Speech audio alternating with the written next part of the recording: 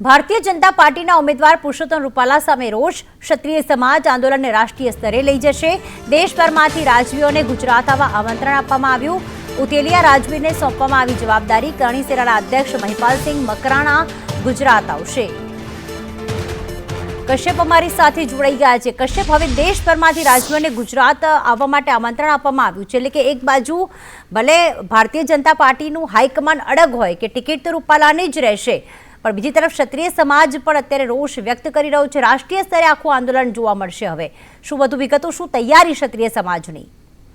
ક્ષત્રિય સમાજ હજી પણ આકરા પાણીએ છે ને કોઈ પણ હિસાબે પુરુષોત્તમ રૂપાલાની ઉમેદવારી છે તે રદ થવી જોઈએ ને તે મુદ્દા સાથે તે લોકો અડગ છે।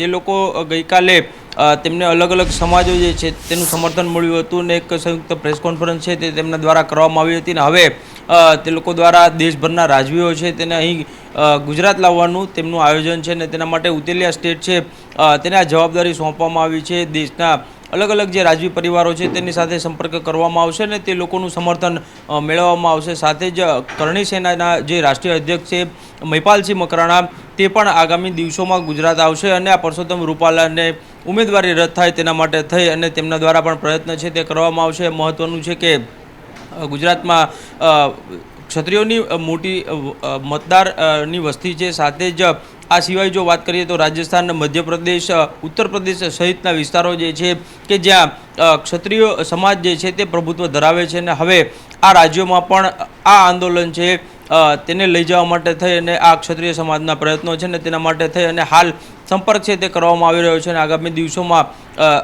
દેશના અલગ અલગ રાજવી પરિવારો હોય અથવા તો કરણી સેનાના અધ્યક્ષ હોદ્દેદારો હોય તેને પણ અહીં ગુજરાતનું આમંત્રણ આપવામાં આવ્યું છે અને આગામી દિવસોમાં તે લોકો અહીંયા આવશે અને આ આંદોલન જે ચાલી રહ્યું છે તેને વેગ આપશે। આભાર કશ્યપ તમામ વિગતો માટે।